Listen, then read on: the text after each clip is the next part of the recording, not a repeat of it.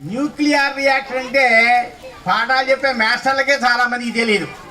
ఓపెన్గా టీవీలో కూడా చెప్తాను ఈ మాట.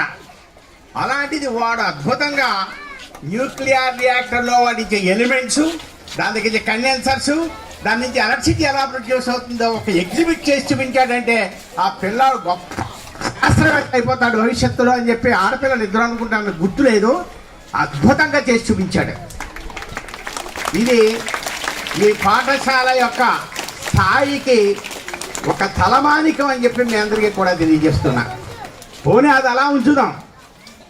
అన్నింటికన్నా చాలా ఆశ్చర్యం ఏంటంటే నాకు ఆనందంతో నోట మాట రాలేదు. వాడు ఎల్కేజీ చదువుతున్నాడు, మైక్ ఇచ్చుకుని దంచి పారేస్తున్నాడు. ఇది నల్లటి బొగ్గం, అది ఇంకోటి ఇదంతా కలిపితే ఎంత ఓరి విడితే వస్తుంది. ఎవరు ఎంత వస్తే ఎల్కేజీ. Hats off. నాకు ఇప్పుడే ఇందాక చెప్పారు ఈయన. వాడు ఎల్కేజీలో వాడు అలా మాట్లాడుతున్నాడంటే ఎంత గర్వం ఉంది మనకి. పిల్లలు మన పాలిట ఒక అద్భుతమైన వరాలు. అలాంటి పిల్లలు ఎవరి పిల్లలైనా మన పిల్లల కిందే లెక్క. నేనైతే నా వయసును మర్చిపోయి వాళ్ళతో పాటు ఆనందంగా గంతులేస్తూ తిరిగాను. ఇలాగా ఒక పాట